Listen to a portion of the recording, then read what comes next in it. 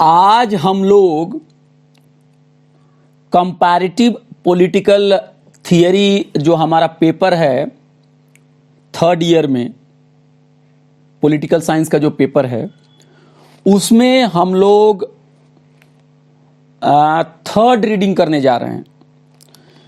Third reading जो करने जा रहे हैं, इस आर्टिकल का नाम है, आपको इंट्रोडक्शन है ये पॉलिटिकल, इंडियन पॉलिटिकल थॉट का।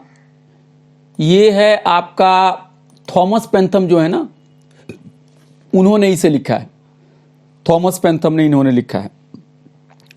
तो बेसिकली आपको मालूम है कि अभी तक हम लोगों ने थिंकर्स को पढ़ना शुरू नहीं किया है अभी तक। We have not started reading the text of political thinkers. What we are doing right now is to study several issues, challenges, methodological questions related to Indian political thought। हम अभी विचारक की बातों को पढ़ने से पहले भारतीय चिंतन परंपरा, इंडियन पॉलिटिकल थॉट या वेस्टर्न पॉलिटिकल थॉट को कैसे पढ़ना है, इसके बारे में अभी हम जो बेसिक्स, बुनियादी बातें हैं वो हम पढ़ने की कोशिश कर रहे हैं। जैसे वेस्टर्न पॉलिटिकल थॉट क्यों पढ़ना चाहिए, इंडियन पॉलिटिकल थॉट क्यों पढ़ना चाहिए, इंडियन पॉलिटिकल थॉट किस तरह के हैं, मॉडर्न इंडियन पॉलिटिकल थॉट में कैसे कैसे विचारक गुजरे हुए हैं। तो हमने अभी तक 2 रीडिंग कर ली है। आज जो हम रीडिंग करने जा रहे हैं, ये रीडिंग भी बहुत ही इंपॉर्टेंट है। इस रीडिंग इसलिए ये बहुत इंपॉर्टेंट है क्योंकि इसके जो लेखक है वो थॉमस पेंथम है। थॉमस पेंथम पॉलिटिकल साइंस में, खासकर इंडियन पॉलिटिकल थॉट में भारत में एक बहुत बड़ा नाम उनको माना जाता है। ठीक है, तो अब आइए हम अभी जो टेक्स्ट है उसको पढ़ने की कोशिश करते हैं। ठीक है, आइए। तो आज की जो रीडिंग है ये किनके, कौन उसके लेखक है बताइए? थॉमस पेंथम। बहुत सही कहा। कौन है उसके, फिर से बताइए कौन है उसके लेखक? थॉमस पेंथम। हाँ, थॉमस पेंथम। ठीक है, थॉमस पेंथम साहब आज का जो आर्टिकल्स है उसके जो लेखक है उनका नाम है थॉमस पेंथम। और आप आज क्या करेंगे, अलग पेज पे Thomas Pantham political thought, Indian political thought करके उनके बारे में लिखेंगे। यानी आज हम इन्हीं के लेख के बारे में बात करेंगे, इन्हीं के एसेज के बारे में बात करेंगे। अब आपसे दूसरा सवाल पूछा जाएगा कि भाई थॉमस पेंथम ने बहुत सारे आर्टिकल्स, किताबें लिखी हैं, आप किन बात का जिक्र यहां पे कर रहे हैं? तो आप कहेंगे कि थॉमस पेंथम और के.एल. डाउचे। अब जो भी है, अब मुझे एग्जैक्टली पता नहीं है कि इनको कैसे पढ़ेंगे, मैं ऐसे पढ़ रहा हूं, के.एल. डॉच। इनकी एक किताब है political thought in modern India. क्या नाम है उस किताब का?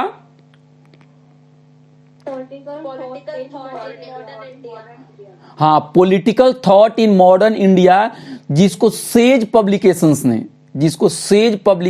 ने छापा है ना, और जिसको सेज पब्लिकेशंस ने छापा है। और ये किताब आई थिंक 1980 की दहाई में आई थी, 1980 की दहाई में आई थी। और ये किताब जो थी वो संपादित किताब थी, यानी एडिटेड किताब थी। एडिटेड किताब का क्या मतलब होता है, आप बता पाएंगे मुझे? सर, जिसमें कुछ बदलाव किए गए हो। नहीं, एडिटेड किताब का मतलब कुछ बदलाव नहीं हुआ। एडिटेड किताब का मतलब होता है, देखिए, एडिटेड किताब का मतलब ये होता है, एक किताब तो होती है जिसमें एक ही लेखक लिखता है अपनी बातें। जैसे मान लो कि काजल ने एक किताब लिखी पूरी इंडियन पॉलिटिकल थॉट पे, तो वो काजल की किताब हो गई। लेकिन काजल ने ये कहा कि देखो मैं एक किताब लिख रही हूं जिसमें सारे जो मेरे दोस्त हैं वो एक एक चैप्टर करके देना, कोई कौटिल्य पे देना, कोई तिलक पे देना, कोई गांधी पे देना, कोई नेहरू पे देना, कोई एरिस्टोटल पे देना, कोई लॉक पे देना, कोई हॉब्स पे देना, कोई मैकेबली पे देना, कोई मार्क्स पे देना, कोई रॉल्स पे देना। तो जब सब लोगों के जो लेख एक साथ इकट्ठा होके जो किताब छपती है उसको क्या बोलते हैं? संपादित किताब बोलते हैं। क्या बोलते हैं उसको? संपादित किताब। मतलब हाँ, एडिटेड किताब। तो इसका मतलब ये हुआ कि थॉमस पेंथम के अलावे भी बहुत सारे लोगों के आर्टिकल्स उसमें छपे हुए हैं। आ गई बात समझ में? Yes sir. और ये किताब बहुत ही अहम है क्योंकि इससे बहुत सारी रीडिंग आप लोगों को इस कोर्स में लगी हुई है। इसमें हम जवाहरलाल नेहरू के बारे में इसी किताब से हम पढ़ेंगे, BR अम्बेडकर के बारे में इसी किताब से पढ़ेंगे, तिलक के बारे में भी शायद इसी किताब से इसकी रीडिंग लगी हुई है। तो इसमें ये किताब बहुत ही अहम है। इस किताब की प्रस्तावना यानी इसका इंट्रोडक्शन लिखा है थॉमस पेंथम ने, और उस इंट्रोडक्शन का नाम है किताब का introduction for the study of modern political thought. यानी मॉडर्न पॉलिटिकल थॉट, आधुनिक राजनीतिक चिंतन को कैसे पढ़ें, उसका कैसे अध्ययन करें, इसके बारे में उन्होंने एक इंट्रोडक्शन लिखा है, उन्होंने एक चैप्टर लिखा है। ये बात समझ में आ गई आपको? Yes sir. तो आज हम सिर्फ थॉमस पेंथम के उसी एसेज को पढ़ेंगे जिसका नाम है, क्या नाम है उसका बताइए आप, क्या नाम है? Study of modern Indian politics. हाँ, introduction for the study of modern political thought. ये जो है, अब आप क्या कुछ अनुमान लगा सकते हैं? क्या आप कुछ पेशन गोई कर सकते हैं कि इस मतलब लेख में, इस एसेज में हम क्या पढ़ने जा रहे हैं? क्या आपको कुछ बता पाएंगे कि क्या आगे आने वाली चीजें हैं? जैसे आप जाती हैं लाल किला और वहां पे बस पे लिखा होता है देहरादून, दिल्ली से देहरादून, तो आपको कुछ पता चलता है ना कि बस कहां से गुजरेगी, पता चलता है ना? Yes sir.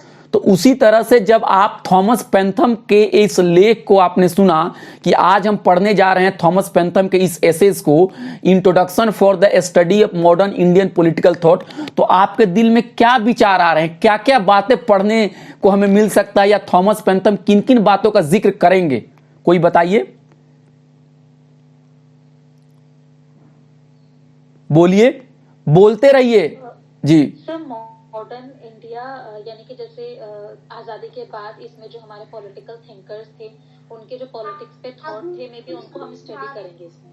ठीक है, लेकिन एक चीज याद रखिए, मॉडर्न जब हम बात करते हैं तो ये आजादी के बाद का ही सिर्फ दौर नहीं है, आजादी के पहले का भी दौर है। मतलब देखिए, भारत में मॉडर्न कब से शुरू हुआ इसके ऊपर विवाद है, मगर जनरली हम लोग 19वीं सेंचुरी के बाद से मॉडर्न पीरियड मानते हैं। मतलब 19वीं शताब्दी, 20वीं शताब्दी, क्योंकि उस समय तक अंग्रेजों का एक नया राज जो था वो स्थापित हो चुका था। वेस्टर्न थॉट्स इंडिया में आने शुरू हो गए थे, हमारी जो अर्थव्यवस्था है वो पूंजीवादी होनी शुरू हो गई थी, एक आधुनिक राज्य का स्थापना होना शुरू हो गया था, मॉडर्न लॉज शुरू हो गए थे, सेंसस, यानी सेंसस का मतलब ये हुआ आपका कि जनसंख्या का दौर शुरू हो गया था, जनसंख्या बनाने का दौर शुरू हो गया था। फिर से आर्मी हो गई थी। पहले की आर्मी जो होती थी वो स्टैंडिंग आर्मी नहीं होती थी। स्टैंडिंग आर्मी का मतलब ये होता था जब युद्ध होता था तभी आर्मी को खड़ा किया जाता था। लेकिन आधुनिक पीरियड में क्या हुआ है कि आर्मी को हमेशा एक सैलरी देके उसको रखा जाता है। फिर उसके बाद क्या हुआ, टैक्सेशन का जो दौर था वो काफी खतरनाक हो गया, काफी वो कॉम्प्लेक्स हो गया। तो आधुनिक पीरियड जब हम कहते हैं तो सिर्फ आजादी के बाद का दौर नहीं है, तकरीबन 19वीं शताब्दी से आप कह सकते हैं, जब से अंग्रेजी हुकूमत जो है 19वीं 20वीं शताब्दी के बाद से जब अंग्रेजी हुकूमत जो है पूरी तरह से उसने अपने पैर जमा लिए। ठीक है, तो क्या पढ़ने जा रहे हैं बताइए इसमें? Modern political thinkers. हाँ, और कोई कुछ कहना चाहता है क्लास में? बोलिए बोलिए। सर ये आप उस मतलब हमने पहले पॉलिटिकल थॉट इन इंडिया पढ़ा था, तो सर ये जो मॉडर्न पॉलिटिकल थॉट था ये इसका दूसरी धार है ना, इंडियन पॉलिटिकल थॉट। नहीं, हमने तो कोई पॉलिटिकल थॉट इन इंडिया तो नहीं पढ़ा था। हम सिर्फ ये कह रहे हैं, आप ये बात को भूल रही हैं एंथनी जे पैरल का जो मैंने लेख पिछले क्लास में पढ़ाया था, तो मैं सिर्फ इतना ही कह रहा था कि 19वीं सदी में जो इंडियन पॉलिटिकल थॉट जो सामने आया वो दो हिस्सों में बटा हुआ था। एक चिंतक ऐसे थे जो यूरोप के फ्रेमवर्क को इस्तेमाल करते थे, उन्हीं फ्रेमवर्क से बाहर की नहीं सोचते थे, वो उनकी नकल करते थे। उनको एंथनी पैरल ने कहा कि ये लोग जो थे ये पॉलिटिकल थॉट इन इंडिया कर रहे थे, और जो विचारक वेस्टर्न फ्रेमवर्क का इस्तेमाल तो करते थे लेकिन वो भारतीय चिंतन से और भारतीय फ्रेमवर्क से भी वो पूरी तरह से बाखबर थे और उनका भी इस्तेमाल करते थे, और वो कॉपी नहीं करते थे, नकल नहीं करते थे, वो दोनों के बीच में एक सामंजस्य बनाने की कोशिश करते थे। उनका नाम जो था, उन्होंने एंथनी पैरल ने कहा कि वो इंडियन पॉलिटिकल थॉट करते थे, और उसमें उन्होंने गांधी का जिक्र किया। ये मैं बात कहना चाह रहा था जी। और बताइए, और कोई कुछ कहना चाहता है? आवाज जरा म्यूट कर लीजिए जो लोग मतलब नहीं बोल रहे हैं। हाँ, और कोई कुछ कहना चाह रहा है? सर एक डाउट है। बोलिए, क्या डाउट है? नाम अपना बताइए, क्या नाम है आपका? सर अंजलि। अंजलि, हाँ, क्या डाउट है बताइए। सर मुझे ये डाउट है कि जो आपने पिछली क्लास में एंथनी जे पैरल का पॉलिटिकल थॉट इन इंडिया पढ़ाया था, जी। तो सर जो ये अभी है थॉमस पेंथम वाला, ये इसी के अंदर आएगा या फिर ये इससे अलग है? नहीं, अलग नहीं आएगा, इसी के अलग नहीं है। सुनिए मेरी बात, जब आप किसी भी सब्जेक्ट के बारे में पढ़ते हैं तो उससे संबंधित सब्जेक्ट के बारे में आप ये जानने की कोशिश करते हैं कि ये सब्जेक्ट का नेचर क्या है, ये सब्जेक्ट के स्कोप क्या हैं, ये सब्जेक्ट के मेथड्स क्या हैं। ये ऐसी बातें पढ़ते हैं कि नहीं? जैसे हमने पिछले सेमेस्टर में आपको पढ़ाया था कंपैरेटिव पॉलिटिक्स, तो कंपैरेटिव पॉलिटिक्स को एक्चुअली पढ़ने से पहले हमने पहले 2-3 क्लासेस में इस बात का जिक्र किया था ना कि कंपैरेटिव पॉलिटिक्स किसे कहते हैं, कंपैरेटिव पॉलिटिक्स का मतलब क्या होता है, उसके डेफिनेशंस क्या होते हैं, उसका नेचर क्या होता है, उसके स्कोप क्या होते हैं, उसके मेथड्स क्या होते हैं, वो दूसरे डिसिप्लिन से कैसे अलग हैं, वो इंटरनेशनल रिलेशन से कैसे अलग हैं। ये पढ़ा तक नहीं, मैंने पढ़ाया तक नहीं। तो उसी तरह जब हम इंडियन पॉलिटिकल थॉट को पढ़ने की यहां कोशिश कर रहे हैं, तो यहां पे हम इंडियन पॉलिटिकल थॉट कैसा है, इंडियन पॉलिटिकल थॉट से हमारा क्या मुराद है, इंडियन पॉलिटिकल थॉट की क्या क्या समस्याएं हैं, इससे रिलेटेड हम पहले चीजों को समझने की कोशिश करेंगे। और एंथनी पैरल ने इस समस्या पर अपने तरीके से बात रखी, एंड थॉमस पेंथम अपने तरीके से इस बात को रख रहे हैं। आप समझ रही हैं मेरी बात? Yes sir. ये अपने तरीके से इंडियन पॉलिटिकल थॉट को डिफाइन करने की कोशिश कर रहे हैं। अब आपको देखना है थॉमस पेंथम की बातें ज्यादा आपको सूट कर रही है कि एंथनी पैरल की सूट कर रही है। आप एक ही बात को, एक ही समस्या पे दो लोगों ने अलग अलग तरीकों से लिखा है। जैसे एक ही रोगी को दो अलग अलग डॉक्टर देखेगा तो वो इलाज अलग अलग तरीके से करता है कि नहीं करता है? यस। तो ये अलग विचारक हैं जो इंडियन पॉलिटिकल थॉट पे लिखे हुए हैं। अब इनकी बातें सुनिए और देखिए कि कहां तक थॉमस पेंथम जो है इनकी बात कितनी सही है, वो कितना एंथनी जे पैरल से एग्री करते हैं। एंथनी जे पैरल की बात ज्यादा सही है कि थॉमस पेंथम की है? क्या एंथनी पैरल ने थॉमस पेंथम की बातों को कुछ बोरो किया है क्या, या दोनों में क्या समानताएं क्या असमानताएं? क्योंकि विचार को देखिए, आप जब इंटेलेक्चुअल थॉट कर रहे हैं, जब आप विचारकों को पढ़ते हैं ना, तो एक विचारक की बातों को जब तक दूसरे विचारक की बातों से मिलाते नहीं है तब तक आपको बातें समझ में नहीं आती है कि नहीं है? बोलिए। Yes sir. और किसी के कोई सवाल? और किसी के कोई सवाल? No sir. नहीं, किसी के सवाल हो तो बताइए। कोई सवाल नहीं है? चलिए, है तो मुझे बोलिएगा, अपना नाम बताइएगा और सवाल भी बताइएगा, ठीक है? हाँ, गुड इवनिंग। बोलिए, नाम बताइए अपना, बोलिए। हेलो, लगता है प्रॉब्लम हो गया। हाँ, अब आइए हम थॉमस पेंथम के बारे में बात करते हैं। मेरी आवाज आपको आ रही है? हाँ, और एक चीज मेरी आपसे गुजारिश है कि आप डायरेक्ट अपना नाम बता दीजिए। गुड इवनिंग और गुड मॉर्निंग करने में थोड़ा ज्यादा वक्त लग जाता है, ठीक है? हाँ, हम क्लास के शुरू में और आखिर में एक बार गुड इवनिंग और गुड मॉर्निंग कर लेंगे, ठीक है?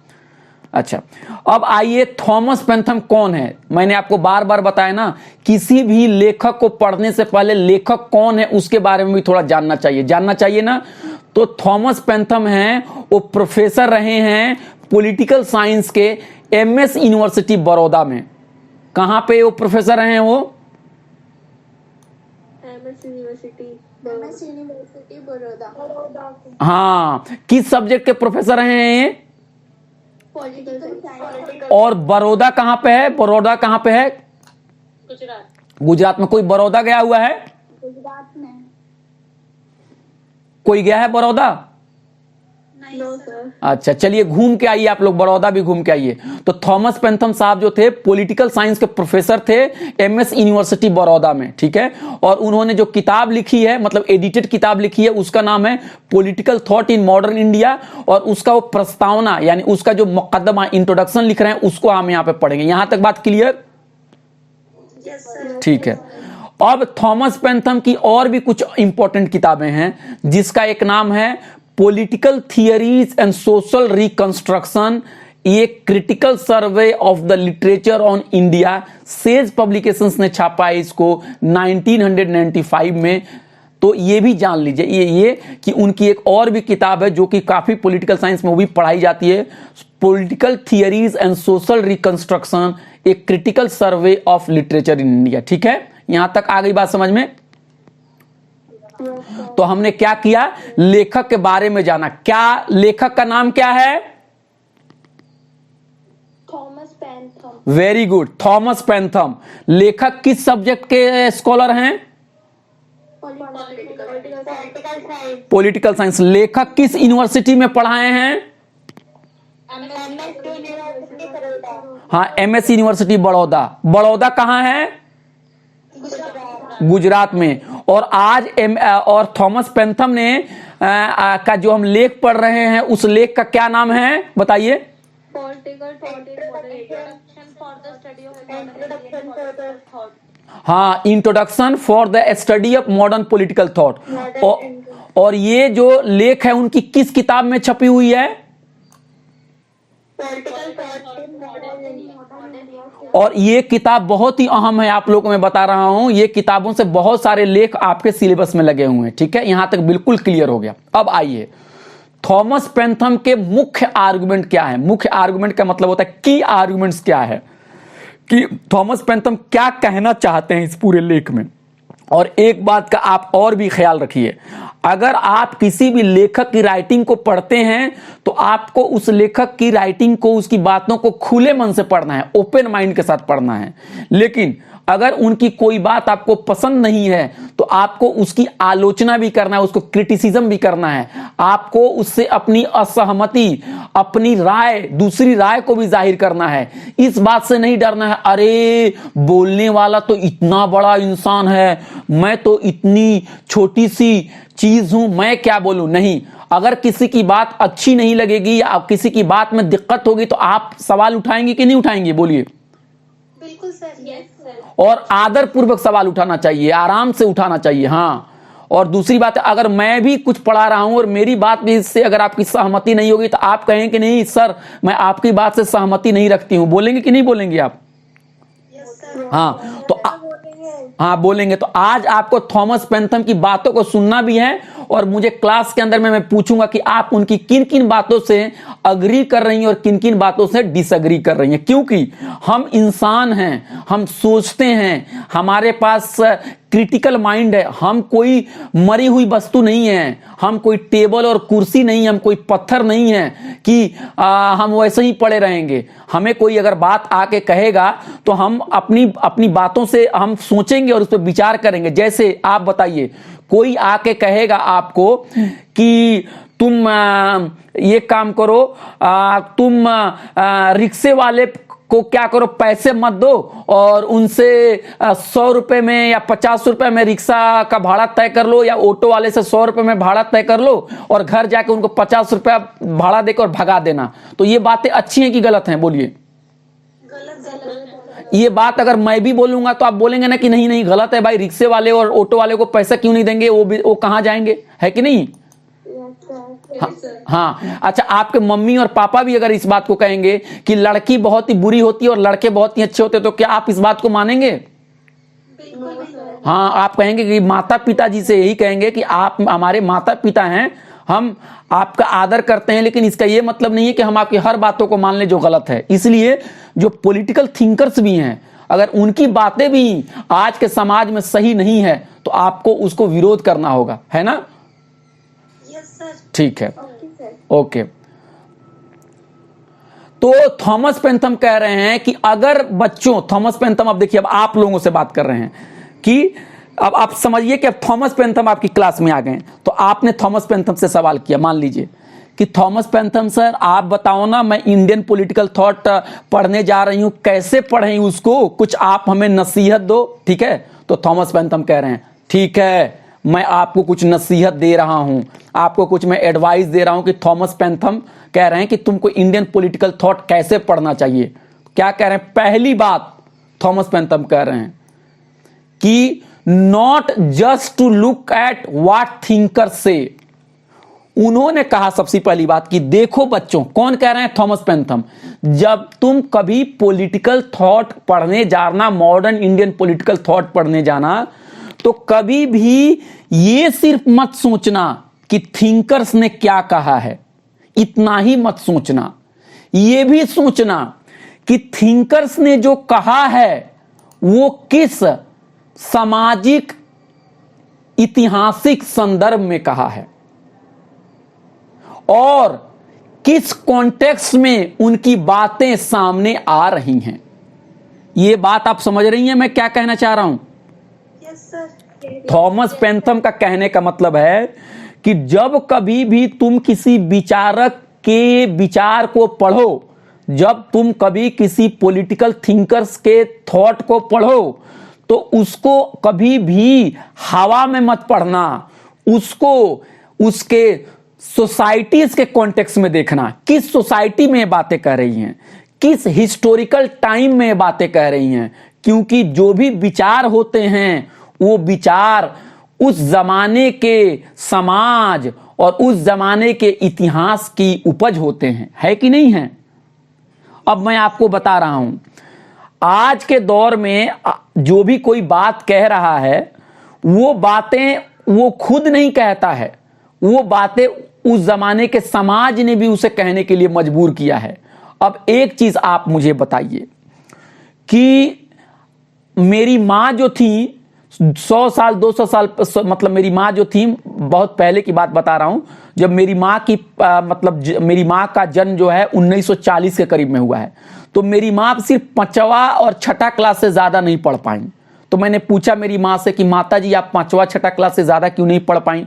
तो मेरी माँ ने कहा कि मैं 5वां 6ठा का जो स्कूल था वो पास में स्कूल था, हाई स्कूल बहुत दूर था, और उस जमाने के लोगों को ये लगा कि अगर लड़कियां ज्यादा दूर स्कूल जाएंगी कैसे जा पाएंगी, उनको तो पर्दे में रहना है कि नहीं है पर्दे में रहना है, तो उनको बहुत ज्यादा दूर जाने की क्या जरूरत है, उनको पढ़ने की क्या जरूरत है, घर ही में रहना है, तो उनकी पढ़ाई आगे नहीं हो पाई। लेकिन आजकल आप लोग एनसी वेब में पढ़ रही हैं, आप लोग बीए कर रही हैं, तो उस जमाने में और आज के जमाने में परिवर्तन हुआ है कि नहीं हुआ है? अब तो कोई माता पिता तो ये नहीं कहता ना कि अरे एनसी वेब में एडमिशंस लेने के लिए आप इतनी दूर क्यों जाओगे या आप छोड़ दो पढ़ाई, ऐसा तो कोई नहीं कहता ना। नहीं, बिल्कुल सर।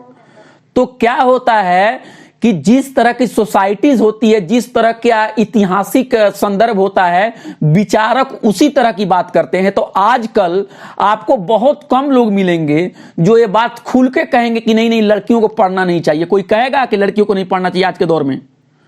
कोई नहीं कहता। कहेगा भी तो छुप के कहेगा, सामने नहीं आके कहेगा, है ना? क्योंकि लोगों को पता है ना कि कहेगा तो लोग कहेंगे अरे अरे तुम्हारा दिमाग तो खराब नहीं हो गया है कि नहीं है?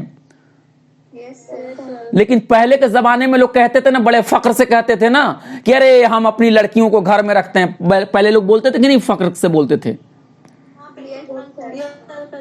बोलते थे। तो इसीलिए आप इस बात को याद रखिए कि आज के टाइम में भी नहीं, आप सही कह रहे हैं, आज के टाइम में भी बहुत लोग बोलते हैं। आप इस बात को, मैं इस बात को इनकार नहीं कर रहा हूं, लेकिन आज के दौर में पढ़ना लिखना चाहिए, इस तरह के बोलने वालों की तादाद बहुत ज्यादा हो गई। ये बात सही है कि नहीं है? पहले के जमाने में ऐसी सोच कम थी ना? तो मैं इस एग्जाम्पल के थ्रू ये बताने की कोशिश कर रहा हूं कि जब भी कोई बात बोलता है, याद रखना मेरे दोस्त, जब भी कोई बात कोई कुछ बोलता है तो उस जमाने की तारीख, उस जमाने का इतिहास और उस जमाने की सोसाइटीज का बहुत बड़ा रोल होता है। यानी हमें कभी भी अपने चश्मे से दूसरे समाज को नहीं देखना चाहिए, हमें उस समाज के चश्मे से उस समाज को देखना चाहिए। अब एक चीज आप बताइए, ये सवाल पूछना सही है कि गलत है कि अकबर सेकुलर था या नहीं था? बताइए, ये सवाल सही है या गलत है? सर एक बार रिपीट करोगे? मैं अगर कोई कहेगा कि अकबर सेकुलर था कि नहीं था, या फिर ये सवाल करना कि अशोका मतलब महाराज अशोक जो थे वो सेकुलर थे कि नहीं, ये सवाल पूछना चाहिए इस तरह की कि नहीं पूछना चाहिए? No sir. इसलिए नहीं पूछना चाहिए कि सेकुलरिज्म नाम की जो आइडियोलॉजी है वो आपको आधुनिक आइडियोलॉजी है ना, जहां पे रिलीजन का और चर्च का सेपरेशन हो गया, जो आपको मैंने पढ़ाया था पिछले क्लास में।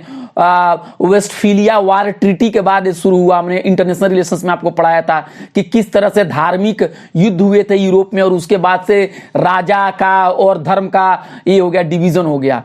तो हम अकबर के जमाने में और हम अशोक के जमाने में सेकुलरिज्म से जुड़े सवाल इसलिए नहीं पूछेंगे कि उस जमाने में सेकुलरिज्म का सवाल था ही नहीं, है कि नहीं है? अच्छा, तो इसलिए जो पहली नसीहत जो हमको थॉमस पेंथम दे रहे हैं वो ये दे रहे हैं कि जब कभी भी किसी चिंतक को पढ़ना तो चिंतक की बातों को कभी अकेले मत लेना मेरे दोस्तों, उनकी बातों को हमेशा उस जमाने के समाज में और उस जमाने के इतिहास में जोड़ के देखना। अगर जोड़ के नहीं देखोगे तो तुम बातों को नहीं समझ पाओगे, है कि नहीं है? अब आप एक बात बताइए, एक चीज बताइए, महात्मा गांधी जी और डॉक्टर भीमराव अंबेडकर जो थे उनके विचार जाति के बारे में एक थे या अलग अलग थे? सर बहुत सारे थे। अलग थे। अलग थे।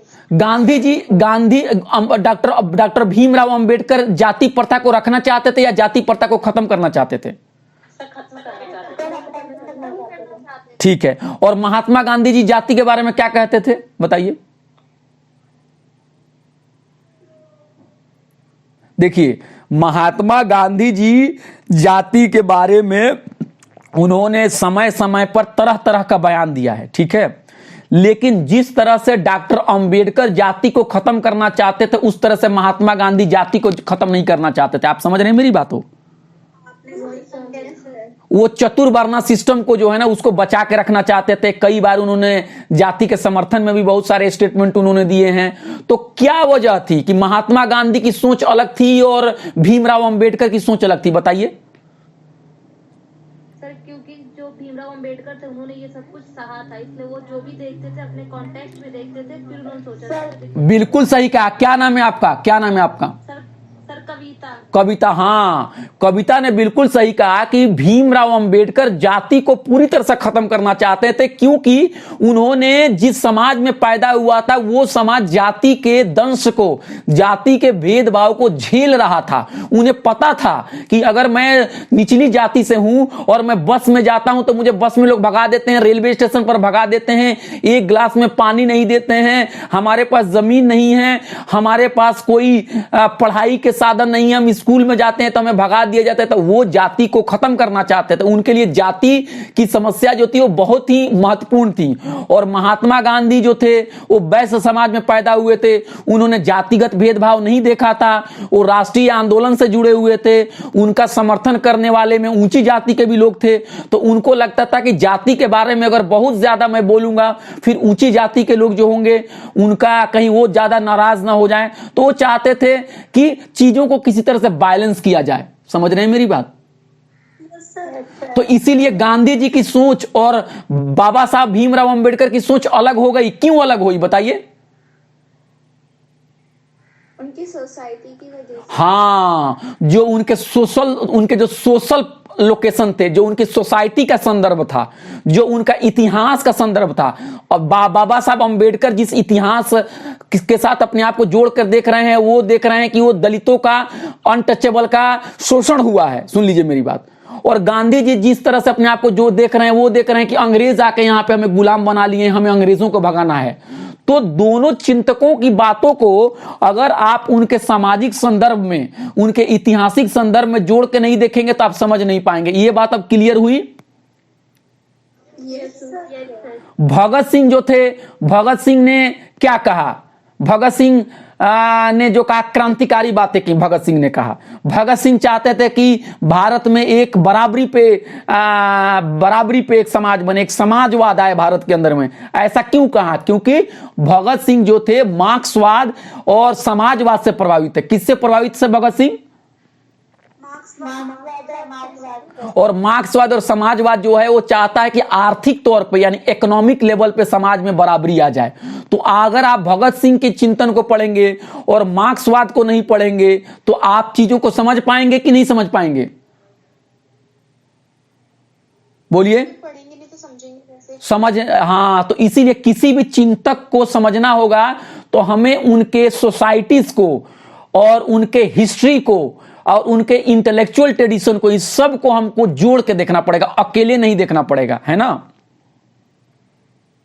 यहां तक बात क्लियर है? Yes sir. Yes sir. अब देखिए, अब आगे की बात क्या कह रहे हैं। ये कह रहे हैं कि जो विचार होते हैं, थियरीज और जो आइडियाज होते हैं, ये बहुत इंपॉर्टेंट होते हैं। किसी भी लेखक को पढ़ना है, किसी भी चिंतक को पढ़ना है, तो उस जमाने में क्या क्या विचार थे, चल रहे थे, उस जमाने के क्या क्या आइडियाज थे, उससे उनको जोड़ के देखना होगा। देखिए, जोड़ के देखना होगा, क्योंकि जो समाज होता है उसके ऊपर विचार का असर होता है और विचार के ऊपर समाज का असर पड़ता है। विचार जो होता है वो समाज को असर डालता है और समाज जो है वो विचार को असर डालता है। अब एक चीज आप मुझे बताइए, ये बातें समझ में आती है कि विचार जो होता है वो समाज पर असर डालता है और समाज विचार पर असर डालता है। ये कैसे हुआ है? ये थोड़ा मैं कंफ्यूज आपको कर रहा हूं कि आप समझ पा रहे हैं? सर समझ गए। अब एक बात बताइए, मैं बाबा साहब भीमराव अंबेडकर की बात बताता हूं, सुनिए।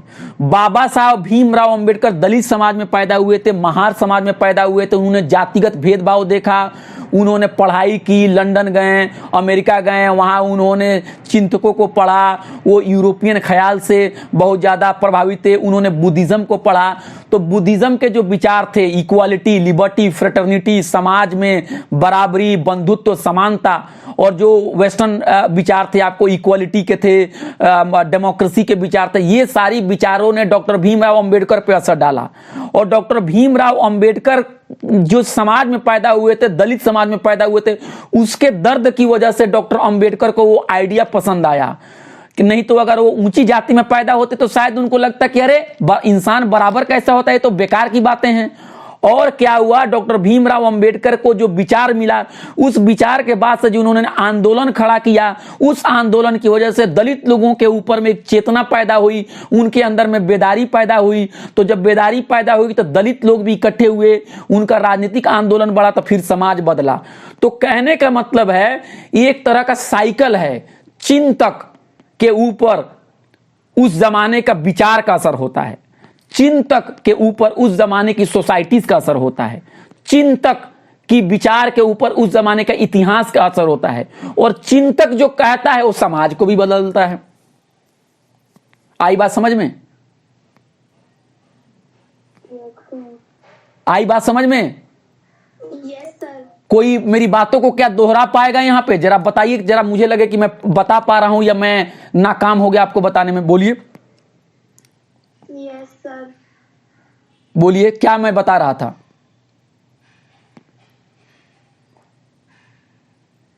कोई बोलिए, कोई बोलिए, मैंने कुछ बोला आपको? सर मैं बताऊं? नाम बताइए अपना। कविता। हाँ बोलिए कविता, बोलिए। ओके सर, आपने सेकंड पॉइंट ये बताया कि जो विचार होता है उस पर समाज का प्रभाव पड़ता है और समाज पर विचार का प्रभाव। हाँ हाँ, भीमराव हाँ, समाज के ऊपर विचार का प्रभाव और विचार के ऊपर समाज का प्रभाव है। और कोई भी जो चिंतक है ना, वो चिंतक अकेले नहीं है, वो एक विचार से घिरा हुआ है। आप समझ रहे हैं मेरी बात? जिस तरह से मछली जो है पानी के अंदर में तैरती है, उसी तरह से विचारक जो होता है, जो थिंकर्स होता है, वो उस जमाने के विचार में तैर रहा है वो। ठीक है, और ये भी देखने की जरूरत है। यहां तक बात क्लियर हो गई मेरे दोस्तों? बताओ। Yes sir. हाँ, इसके अलावा ये भी बात है कि जो थिंकर्स हैं, who are the addresses of the thinkers is also significant. ये भी सवाल बहुत इंपॉर्टेंट है। थिंकर्स किससे मुखातब हो रहा है, यानी थिंकर्स किससे बात कर रहा है, किन लोगों को एड्रेस कर रहा है, ये भी काफी इंपॉर्टेंट है। डॉक्टर भीमराव अंबेडकर किन को एड्रेस कर रहे हैं, आप बताइए? सर दलित समाज को, पिछड़े समाज को, वंचित समाज को, कमजोर समाज को। तो ये भी देखने की जरूरत है कि जो चिंतक है वो किनसे डायलॉग कर रहा है, ये भी इंपॉर्टेंट है। तो ये जो थॉमस पेंथम कह रहे हैं, अभी तक अगर जो मैं बात कह रहा हूं, थॉमस पेंथम ये कह रहे हैं, फिर से समराइज कर रहा हूं। थॉमस पेंथम कह रहे हैं आप लोगों से आके, देखो मेरे एनसी वेब के प्यारे बच्चों, तुम लोग जा रहे हो अभी इंडियन पॉलिटिकल थॉट पढ़ने के लिए, लेकिन मैं तुम लोगों को कुछ ज्ञान की बातें अपने तजर्बे से बता रहा हूं। जब कभी भी तुम किसी विचारों को पढ़ना, तो उस विचारक की बातों को सिर्फ अकेले में मत लेना। उस विचारक की बातों को उसके समाज में और उसके इतिहास में जोड़ के देखना। यह भी देखना मेरे बच्चों कि विचारक के ऊपर समाज का क्या असर पड़ा हुआ है, इतिहास का क्या असर पड़ा हुआ है। यह भी देखना कि विचारक की बातों ने फिर समाज को कैसे परिवर्तित किया और इतिहास को कैसे परिवर्तित किया। यह भी देखना मेरे बच्चों कि विचारक जब अपनी बातें रख रहा है तो वो किससे डायलॉग कर रहा है, किससे संवाद कर रहा है, किसको मुखातब कर रहा है, यह भी सवाल देखने की जरूरत है। और फिर ये कह रहे हैं, थॉमस पेंथम कह रहे हैं कि पॉलिटिकल थॉट करने के लिए वर्ल्ड हिस्टोरिकल अप्रोच भी लेने की जरूरत है। वर्ल्ड हिस्टोरिकल अप्रोच का मतलब ये होता है कि हमारी समस्या कभी भी हमारी खुद की समस्या नहीं है, हमारी समस्या पूरे ह्यूमैनिटी से जुड़ी हुई है। इसलिए अगर हमें भारत की समस्या को दूर करना है तो हमें विश्व की समस्या के साथ भी अपने समस्या को जोड़ के देखना पड़ेगा, नहीं तो अकेले किसी समस्या को देखने से हल नहीं मिलता है। अब एक चीज आप मुझे बताइए कि कोरोना बीमारी को आप देखिए, कोरोना बीमारी हुई है ना भाई? Yes sir. तो क्या आप किस इलाके में रहती हैं? दिल्ली के किस इलाके में आप लोग रहती हैं, बताइए? साउथ जोन में, मतलब साउथ दिल्ली यानी दक्षिणी दिल्ली में आप लोग रहते हैं। तो क्या आपके इलाके में किसी को आसपास में कोरोना हुआ है? कोरोना। तो आप बताइए, कोरोना की बीमारी दूर करने के लिए हमें साउथ दिल्ली के लेवल पे काम करना जरूरी है कि दिल्ली के लेवल पे काम करने की जरूरत है, कि भारत के लेवल पे काम करने की जरूरत है, कि एशिया के लेवल पे काम करने की जरूरत है, क्योंकि विश्व के लेवल पे काम करने की जरूरत है? बोलिए। विश्व के लेवल पे काम करने की जरूरत है। किस लेवल पे काम करने की जरूरत है? वर्ल्ड के लेवल पे। क्या है अपना नाम पहले बताइए, क्या नाम है आपका? नसरीन। क्या नाम है? नसरीन। नसरीन जी। नसरीन जी ने बहुत सही कहा कि हमें दुनिया के लेवल पे देखने की जरूरत है, क्योंकि कोरोना बीमारी भी तो दुनिया से ही फैली हुई है ना। कोरोना की बीमारी अगर मान लो साउथ दिल्ली में हमने क्या किया, दीवारें खड़े कर दी, मान लो बड़ी बड़ी दीवारें, चीन की दीवार है उससे भी बड़े खड़ी कर दी, और हमने कह दिया कि इसमें अब कोई भी अंदर नहीं आएगा, तो तब भी ये बीमारी दूर हो सकती है? No sir. क्योंकि कविता फिर जाएगी क्लास करने के लिए, कहीं बाहर जाएगी, और फिर किसी न किसी से जाने अनजाने में बीमारी आ जाएगी कि नहीं आ जाएगी। तो किसी भी समस्या का जो हल है वो विश्व स्तर पर समस्या की हल करने की जरूरत है ना। और दूसरी चीज क्या है कि पॉलिटिकल इकोनॉमी के पर्सपेक्टिव से भी देखने की जरूरत है, पॉलिटिकल इकोनॉमी के पर्सपेक्टिव से भी देखने की जरूरत है। आप मेरी बात समझ रही हैं?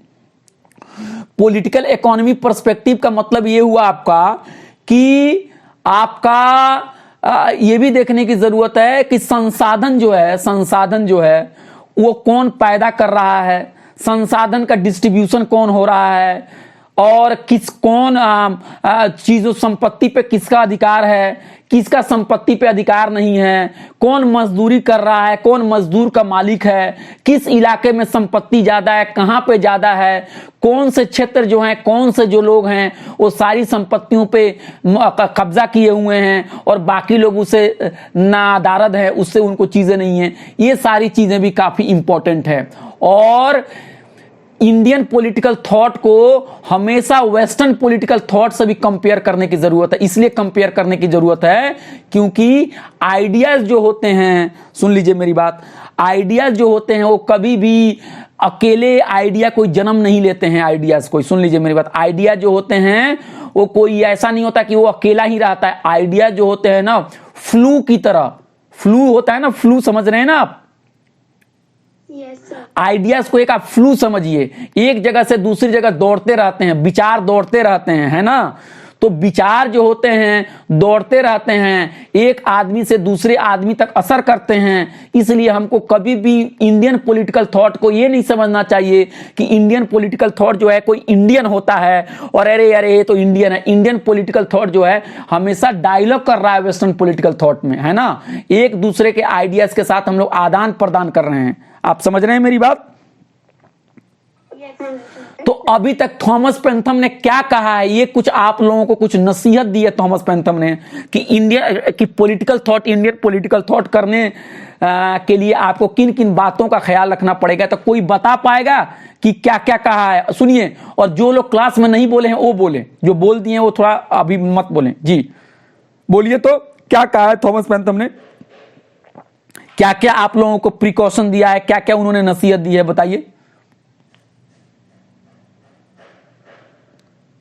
बोलिए। मैं कह रहा हूं आप लोग क्लास में बोलिए, थॉमस पेंथम ने क्या क्या कहा है? सर मैं बोलूं? नाम बताइए अपना। हेमलता।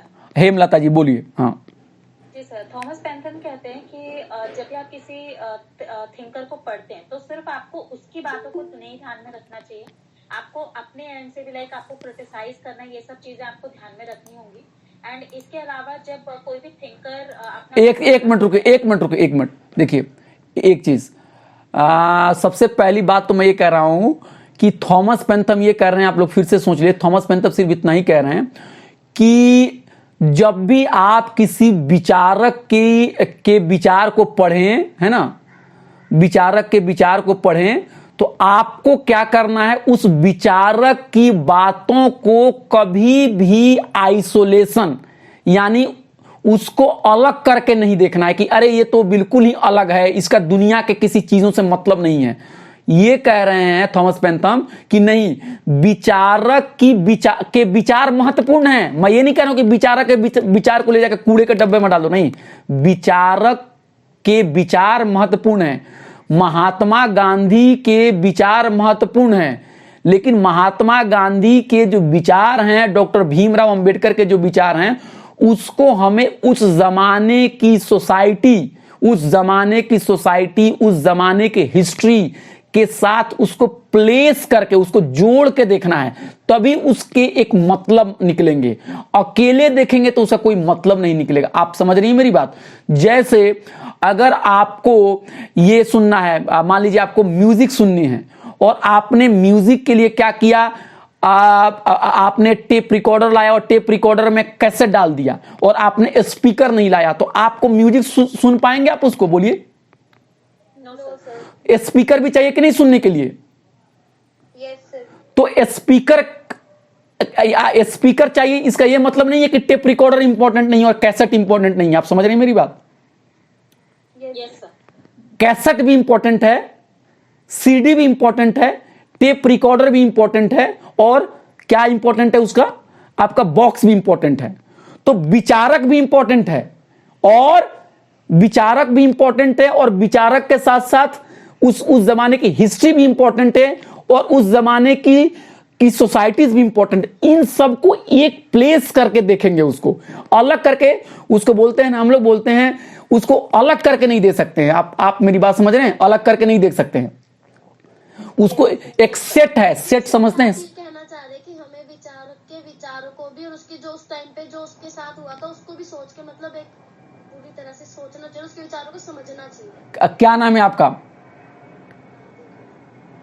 क्या नाम है बताइए? राधिका। क्या नाम है आपका? राधिका। राधिका। राधिका, मैं सिर्फ इतना कह रहा हूं, विचारक के विचार को उस जमाने के इतिहास और सोसाइटी के साथ जोड़ के समझेंगे तभी उसका मतलब निकलेगा। सेट नहीं आता है आप। यही बोला सर। जी जी जी, फिर से बोलिए।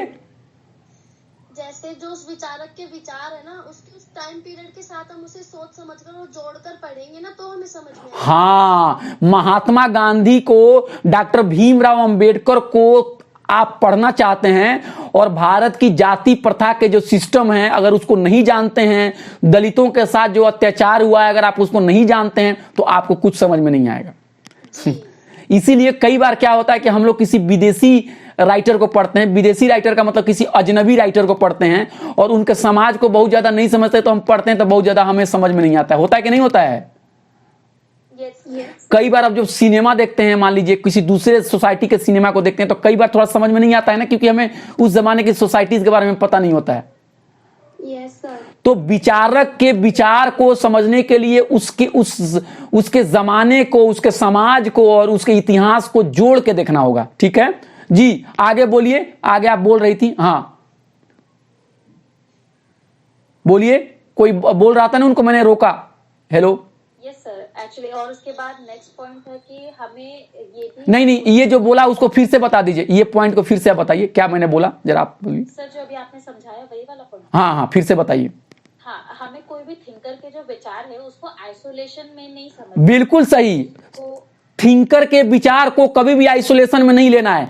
थिंकर का विचार बहुत इंपॉर्टेंट है लेकिन हमें उसे आइसोलेशन में नहीं लेना है। आगे उस टाइम के जो हिस्टोरिकल बैकग्राउंड रहा, उस समय का जो सोशल जो कंडीशन थी, उन सबको समझते हुए हमें उनके विचारों को उसके साथ टैली करना चाहिए और फिर उसके कंटेक्स्ट में उसे समझना चाहिए। बिल्कुल सही। उनके उस जमाने के जो हिस्ट्री हैं, उस जमाने के जो आइडियाज हैं, उनके साथ उनको जोड़ के देखने की जरूरत है। और आगे और सर इसमें ये भी है कि जो थ्योरीज हैं, कोई थिंकर है जिसमें जो अपनी थ्योरीज और आइडिया दे, वो किस तरीके के चेंजेस सोसाइटी में लाते हैं। बिल्कुल। फॉर एग्जांपल जी। जो भीमराव अंबेडकर थे, उनके जो विचार थे उन्होंने बहुत ज्यादा इन्फ्लुएंस किया उनके सोसाइटी को, जिन्होंने दलितों के फिर आवाज उठाई।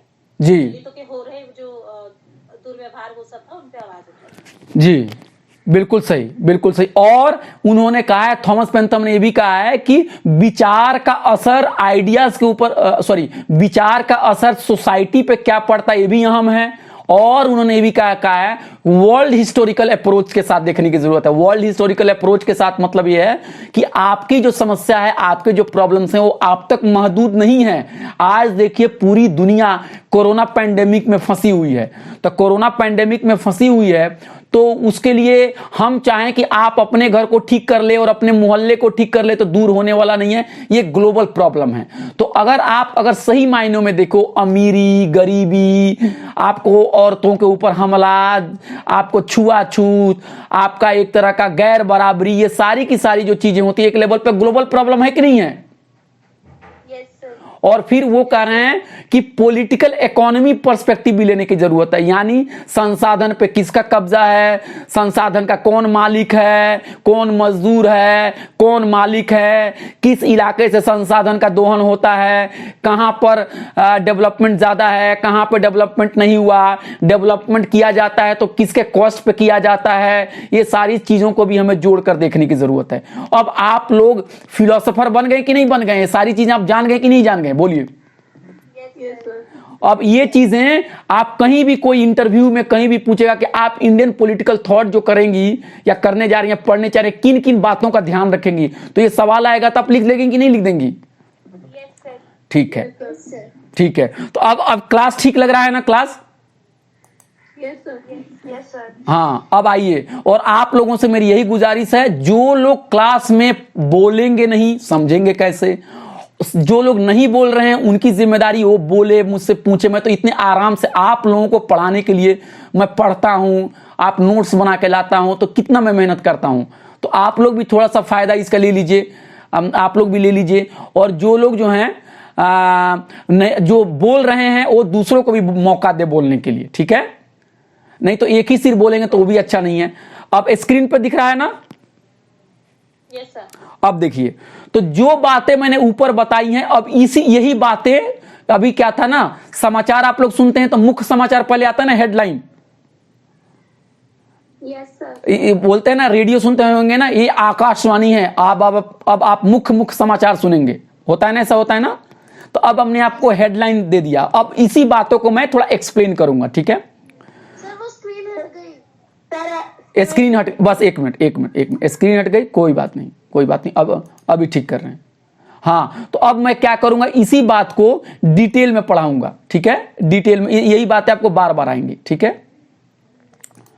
यही बातें आपकी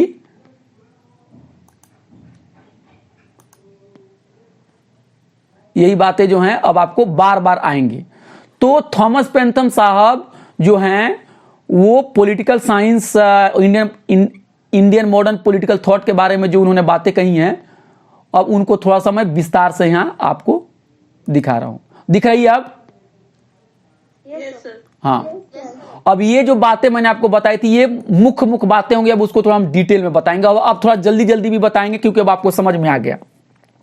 अब थॉमस पेंथम क्या कह रहे हैं, देखिए इस आर्ट में, our interest has not been in simply documenting what the thinker said और wrote on various occasions, rather our interest has been in analyzing the socio-historical context in which ideas and theories emerge and the socio-historical changes that those ideas and theories were intended to bring about. Some related questions are: who are the theorists' addressees? What are the beliefs or actions that they were advocating or opposing, and why? What arguments were made in favor of them, and with what socio-historical consequences? We have tried to provide a world historical and to some extent a political economy perspective on the contributions of the major political thinkers and on the ideologies of some of the political movements in modern India. We have also tried to compare these ideas and theories with western ideas and theories. ये page number 13 पे है, जो लोगों को है वो वहां पे टिक लगा सकते हैं। पेज नंबर 13 पर ये बातें कही हैं जो मैंने आपको बातें ऊपर आपको बता दी है। यही बातें कि देखिए, जब आप मॉडर्न पॉलिटिकल थिंकर्स को पढ़ेंगे तो आप किन बातों को ध्यान रखेंगे। थिंकर्स की बातें अहम हैं, मगर उसको हमको उनके जमाने के संदर्भ में प्लेस करना है, उस जमाने के सोसाइटी और हिस्ट्री के संदर्भ में पेश करना है। हमें उस जमाने में जो आइडियाज इमर्ज किए हैं उसका प्रभाव समाज पे क्या पड़ा है ये भी देखना है। समाज ने कैसे उन आइडियाज पर इन्फ्लुएंस किया है इसको हमें देखना है। हमें वर्ल्ड हिस्टोरिकल अप्रोच भी लेना है। हमें इंडियन आइडियाज को वेस्टर्न आइडियाज के साथ कैसे उसका मेल है इसको भी हमें देखना है। हमें पॉलिटिकल इकोनॉमी का भी अप्रोच लेके चलना है। ये सारी बातें क्लियर हो गई यहां तक? अच्छा, फिर आगे ये कह रहे हैं, थॉमस पेंथम कह रहे हैं कि देखो, इंडियन पॉलिटिकल थॉट पढ़ने की बहुत जरूरत है, बहुत अहमियत है, क्योंकि वेस्टर्न यूनिवर्सिटीज में क्या हुआ है, इंडियन पॉलिटिकल थॉट को नेग्लेक्ट किया गया है। वेस्टर्न पॉलिटिकल थॉट जो पढ़ाई जाती है वेस्टर्न यूनिवर्सिटी में, वहां पे जो पॉलिटिकल थॉट पढ़ाई जाती है वहां पे उन लोगों ने इंडियन पॉलिटिकल थॉट को ज्यादा नहीं पढ़ाया है। ये बात पे क्या कर रहे हैं थॉमस पेंथम? खुशी का इजहार कर रहे हैं कि दुख का इजहार कर रहे हैं? बताइए।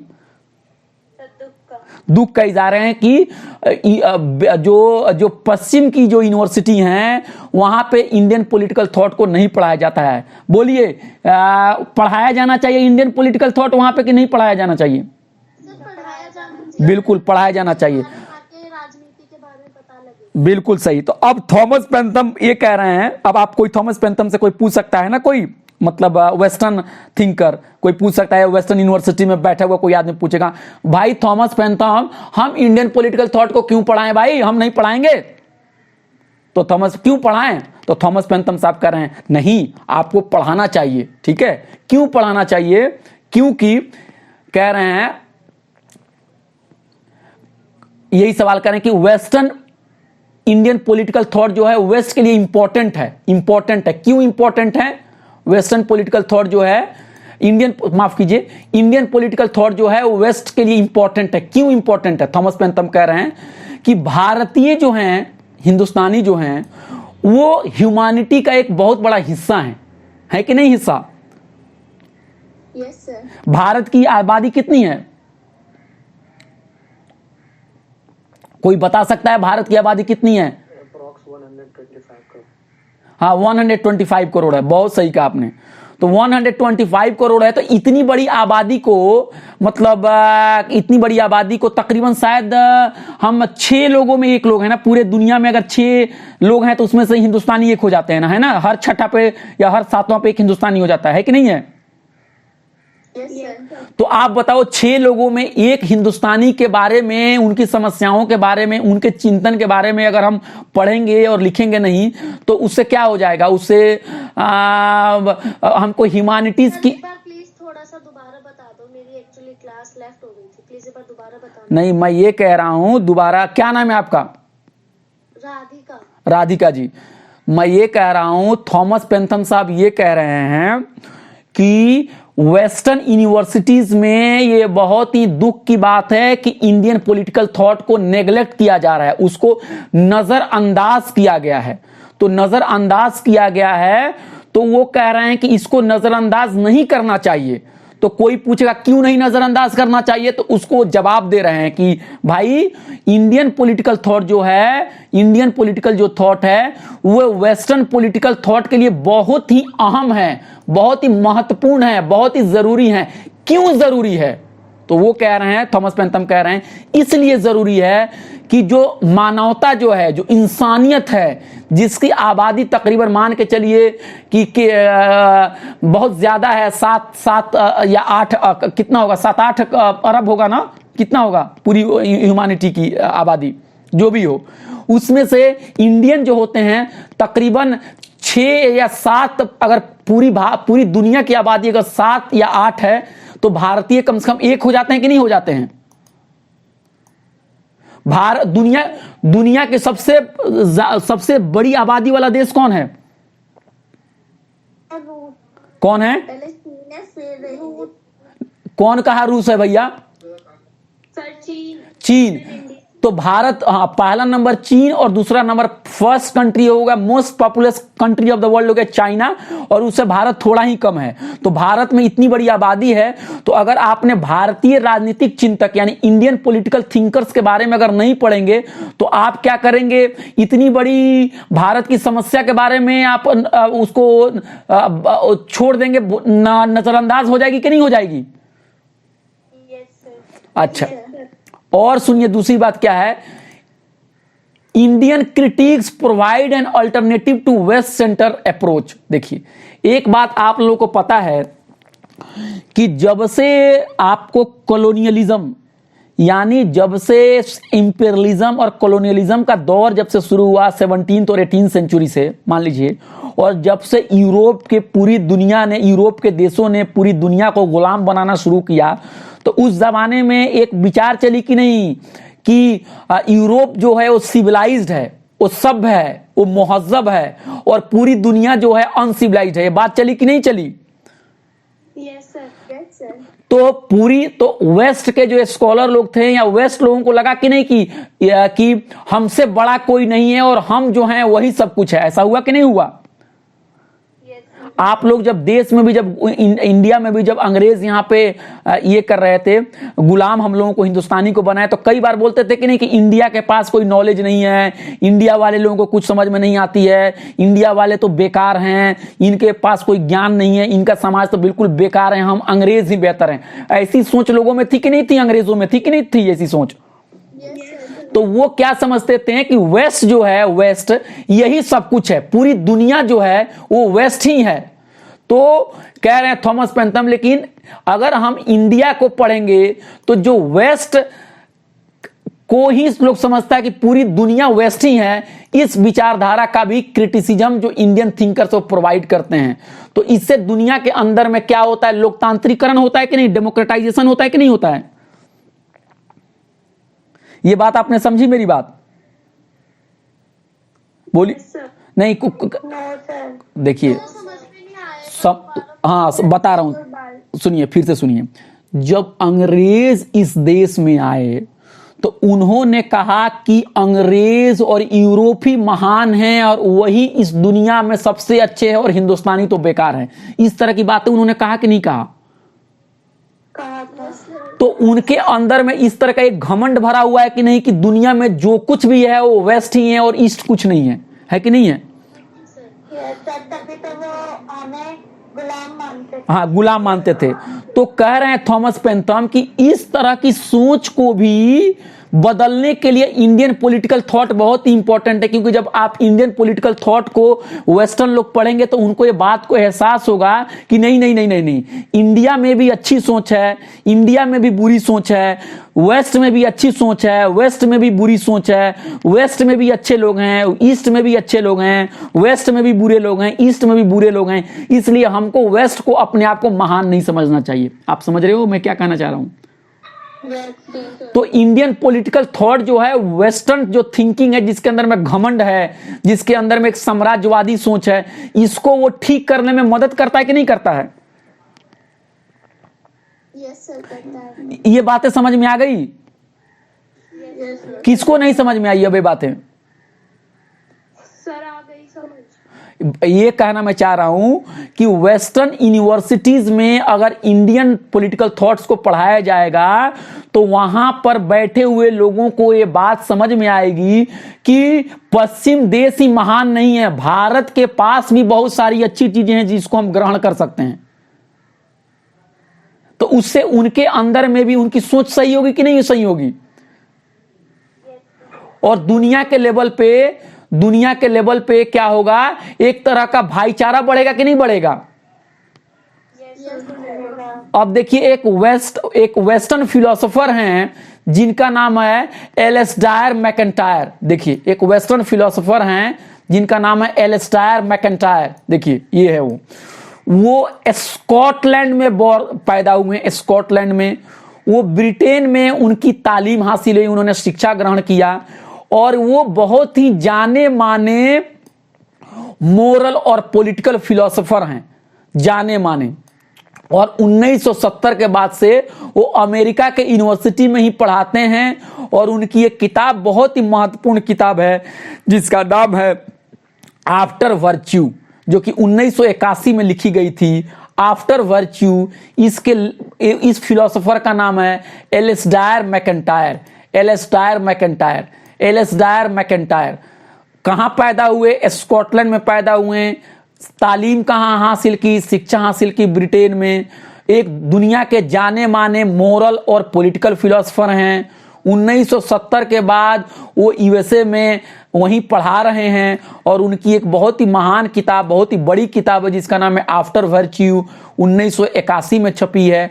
उन्होंने एक बात कही है कि एलिस्टायर मैकेंटायर ने एक बात कही है, a genuine dialogue is for the most part lacking, it is we in the west who are impoverished by our failure to sustain our path in this dialogue। वो कह रहे हैं मैकेंटायर, जो एक वेस्टर्न फिलोसोफर हैं, वो कह रहे हैं ये एक सही मामलों में जो संवाद होना चाहिए था, जो पश्चिमी देशों के चिंतकों का संवाद जो होना चाहिए था दूसरे देशों के साथ, पूर्वी के देशों के साथ, भारत के देशों के साथ, वो हुआ नहीं।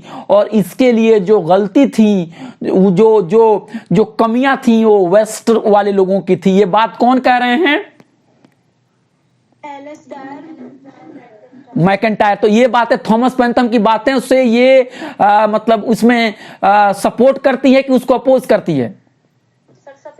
सपोर्ट करती है। इतना बड़ा फिलोसोफर मैकेंटायर भी कह रहा है कि हाँ, ये बात सही है कि पश्चिम देशों के चिंतकों ने बाहर के लोगों के साथ एक संवाद नहीं किया और एक सही और एक जेन्युइन संवाद नहीं हो पाया। तो थॉमस पेंथम कह रहे हैं कि अगर वेस्टर्न पॉलिटिकल थॉट को इनरिच करना है, उसको अगर और अच्छा होना है, उसको और लोकतांत्रिकरण करना पड़ेगा, तो उन लोगों को भी भारत के चिंतकों के साथ पढ़ने की जरूरत है और इसलिए उनको इंडियन पॉलिटिकल थिंकर्स को भी पढ़ने की जरूरत है। और वेस्टर्न यूनिवर्सिटी में इंडियन पॉलिटिकल थिंकर्स के बारे में पढ़ाई होनी चाहिए या नहीं होनी चाहिए? होनी चाहिए। हाँ, उसके बाद ये कह रहे हैं, थॉमस पेंथम कह रहे हैं कि देखिए, इंडियन पॉलिटिकल थिंकर्स जो लोग थे, उन्होंने सिर्फ अपने ही घर के बारे में नहीं सोचा, बल्कि उन्होंने दुनिया के बारे में भी सोचा। और इसलिए अगर वेस्टर्न पॉलिटिकल थिंकर्स की बातों को अगर पढ़ाई जाएगी, ग्लोबल यूनिवर्सिटीज में भी पढ़ाई जाएगी, तो ये सबका भला करेंगे, क्योंकि उन्होंने दुनिया के बारे में भी सोचा। उनकी बातें सिर्फ अपने ही बारे में नहीं थी, उन्होंने वाइडर ह्यूमैनिटीज की बारे में बात सोचा, उन्होंने मानवता को लेके उन्होंने ध्यान में रख के उन्होंने सारी बातें सोची। उनका जो अप्रोच था वो वर्ल्ड हिस्टोरिकल अप्रोच था, उनका अप्रोच था। उन्होंने फ्यूडलिज्म यानी आपका फ्यूडलिज्म, सामंतवाद, उन्होंने कैपिटलिज्म यानी सरमायादारी, पूंजीवाद, इंपीरियलिज्म मतलब साम्राज्यत यानी आपका साम्राज्यवाद, फासिज्म, कम्युनिज्म, सारी समस्याओं के बारे में सोचा। वो कोई अंधे नहीं थे कि उन्होंने सिर्फ अपने ही घर के बारे में सोचा। इंडियन पॉलिटिकल थिंकर्स जो थे वो पूरी दुनिया के बारे में उन्होंने सोचा। और उन्होंने जिन लोगों के बारे में बात की वो सिर्फ भारतीय न थे, बल्कि पूरी मानवता से उन्होंने बात की। उन्होंने इन्वायरमेंटल और इकोलॉजिकल प्रॉब्लम के बारे में भी बात सोचा। उन्होंने ग्लोबल इशूज यानी अंतर्राष्ट्रीय विषयों के बारे में भी बात सोचा। और थॉमस पेंथम कह रहे हैं कि देखिए, हम आपको 1942 वो कह रहे हैं कि हम जब फर्स्ट वर्ल्ड वार हो रहा है, फर्स्ट वर्ल्ड वार उस समय 1940-42 के करीब में, जो माफ कीजिएगा, सेकेंड वर्ल्ड वार जो हो रहा है, उस जमाने में कांग्रेस ने एक वर्किंग कमिटीज का मैनिफेस्टो बनाया था, जिसको जवाहरलाल नेहरू ने उसको ड्राफ्ट किया था। उसको यहाँ पे वो कोट कर रहे हैं थॉमस पेंथम और कह रहे हैं कि अगर आप इसको पढ़ेंगे तो आपको पता चलेगा कि भारतीय चिंतक जो थे ना, वो आजादी की लड़ाई जब लड़ रहे हैं, तब भी जब वो बातें कह रहे हैं तो वो सिर्फ भारत के बारे में बात नहीं कह रहे हैं, बल्कि पूरी दुनिया की बातों को जोड़कर कह रहे हैं। और वो कह रहे हैं थॉमस पेंथम कि आप उस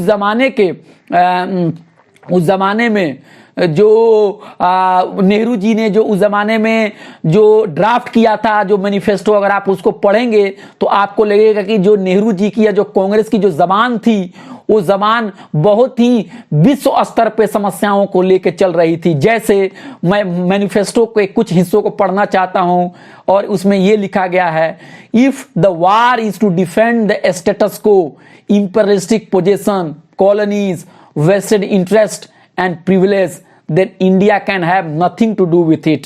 If, however, the issue is democracy and a world order based on democracy, then India is intensely interested in it.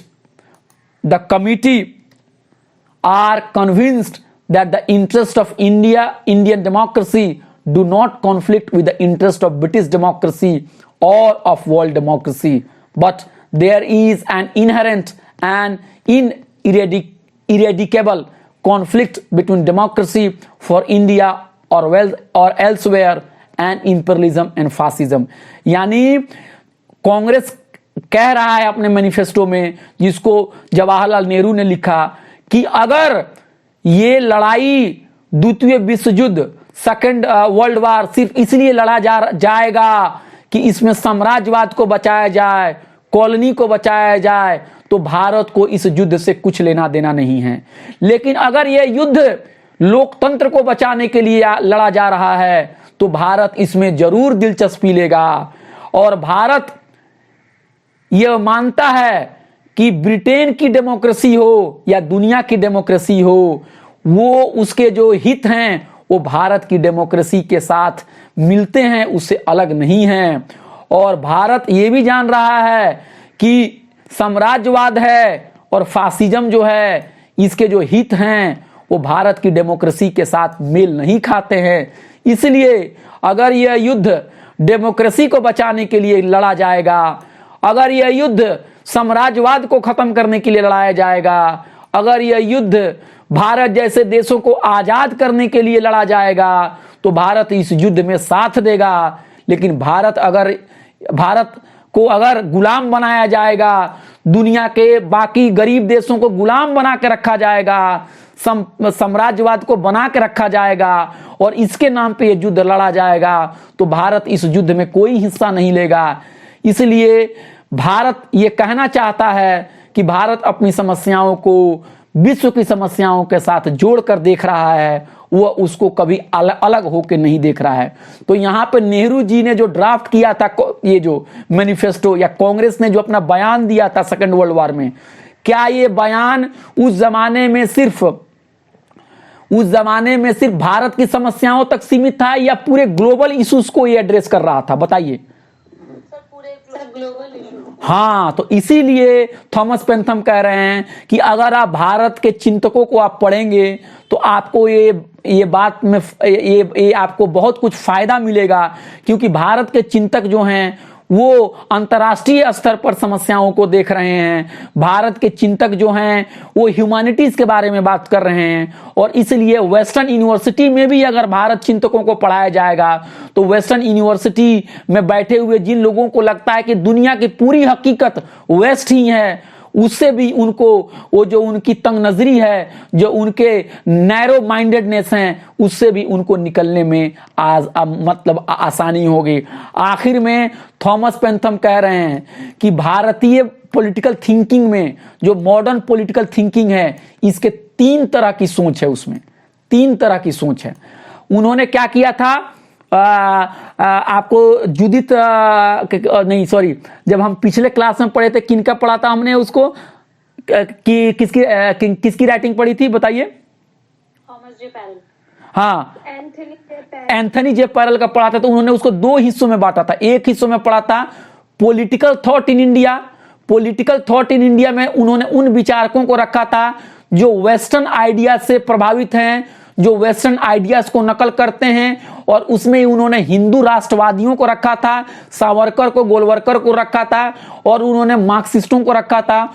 और दूसरा ग्रुप उन्होंने बनाया था जिसका नाम उन्होंने रखा था इंडियन पॉलिटिकल थिंकर्स, जिसमें उन्होंने गांधी को रखा था। और उन्होंने कहा था कि इंडियन पॉलिटिकल थिंकर्स में जो लोग थे उन्होंने वेस्टर्न आइडियाज को लिया जरूर, मगर भारतीय चिंतन से उसका मेल कराया, और उन्होंने भारतीय चिंतन को कभी नजरअंदाज नहीं किया। इसमें उन्होंने गांधी को रखा। लेकिन थॉमस पेंथम इंडियन पॉलिटिकल थिंकर्स को, मॉडर्न इंडियन पॉलिटिकल थिंकर्स को कितने हिस्सों में बांट रहे हैं? 3 हिस्सों में बांट रहे हैं। पहला कह रहे हैं ट्रेडिशनल, जो ट्रेडिशनल अप्रोच था। क्या था पहला? ट्रेडिशनल का मतलब हो गया परंपरागत, जो परंपरागत। दूसरा क्या था? वेस्टर्न। दूसरा था वेस्टर्न, और तीसरा था क्रिएटिव। ठीक है, तो हाँ, तो जो पहला था ट्रेडिशनल, ट्रेडिशनल के बारे में वो कह रहे हैं कि जो ट्रेडिशनल जो थे वो लोग क्या करते थे, रिवाइवलिज्म में बिलीव करते थे, कि जो इंडिया का जो क्लासिकल ट्रेडिशन जो था, जो इंडिया का क्लासिकल सोशल ट्रेडिशन थॉट था, उसको रिवाइवल करना चाहते हैं। यानी भारत के जो क्या कहेंगे, क्लासिकल को क्या कहते हैं हिंदी में बताइए? हाँ, जो भारत की जो परंपरागत चिंतन परंपरा थी, उसको वो क्या करते थे, उसी को दोहराना चाहते थे, उसी को इमिटेट करना चाहते थे। इसको उन्होंने कहा कि ऐसे विचारकों को हम ट्रेडिशनल विचारक कहेंगे। क्या कहेंगे उसको?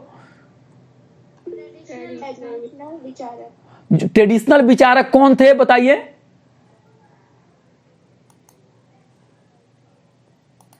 ट्रेडिशनल विचारक कौन थे? जो भारत की परंपरागत चिंतन, परंपरागत जो थॉट थी उसको वो कॉपी कर रहे थे, पूरी तरह से कह रहे थे नहीं, इससे बाहर जाने की जरूरत नहीं, हमारी सारी समस्याओं का हल उसी चीजों को है। आप समझ रहे हैं मेरी बात?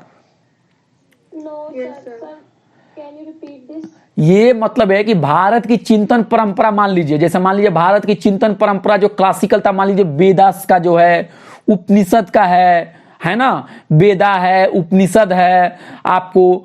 तो जो 19वीं सदी में और 20वीं सदी में कुछ ऐसे चिंतक पैदा हुए, उन्होंने कहा कि भैया हमें दुनिया में कहीं ताकने झांकने की जरूरत नहीं है, हमें अपने ही घर के अंदर में जो पुराने जमाने के जो थॉट हैं उसी को लेकर चलने की जरूरत है। ऐसे लोगों को ट्रेडिशनल कहा गया था। मिसाल के तौर पे आपने उनका नाम सुना है, सरस्वती, स्वामी दयानंद सरस्वती का? यस सर, सुना है दयानंद सर। स्वामी दयानंद सरस्वती ने क्या कहा है बताइए? वेदों की तरफ लौटो, कहा है ना? क्या कहा है उन्होंने? क्या कहा उन्होंने बताइए? तो अपनी संस्कृति को अपनाओ। तो वेदों की तरह लौटने का मतलब है क्या चाह रहे हैं? वो आगे बढ़ के देख रहे हैं कि पीछे मुड़ के देख रहे हैं? आप बताइए। पीछे हुई चीजों को ही वो दोहराने को। हाँ, तो वही तो हुआ ना, ट्रेडिशनल लोग हो गए हैं जो क्लासिकल ट्रेडिशन जो है, जो सोशल और पॉलिटिकल थॉट जो है इंडिया का, जो सामाजिक और राजनीतिक चिंतन जो परंपरागत सामाजिक और राजनीतिक चिंतन है, उसी को कह रहे हैं कि उससे बाहर मत निकलो, उसी में रहो, सारी समस्याओं का हल उसी में है, उसी को प्रमुखता दे रहे हैं, उसी को महानता दे रहे हैं। आई बात क्लियर? Yes sir. जो ट्रेडिशनल हैं वो परंपरागत राजनीतिक चिंतन को, परंपरागत सामाजिक चिंतन को, जो हजारों साल पुरानी है, जो पहले की है, कह रहे हैं इससे बाहर जाने की जरूरत नहीं है। ऐसे हो गए, क्या हुआ? ऐसे ट्रेडिशनल हो गए। दूसरे जो ग्रुप हो गए वो हो गए वेस्टर्न हो गए। वेस्टर्न लोग क्या करते थे? जो वेस्टर्न थिंकिंग जो थी उसका वो नकल करते थे, उसको इमिटेट करते थे। उसको जो वेस्टर्न थिंकिंग थी उसको वो इमिटेट करते थे। और थॉमस पेंथम का मतलब है कि जो लिबरल थिंकर्स थे या जो मार्क्सिस्ट थिंकर्स थे, उनको उन्होंने वेस्टर्न थिंकर्स के कैटेगरी में रखा, जिन्होंने वेस्टर्न आइडियाज को पूरी तरह से इमिटेट किया।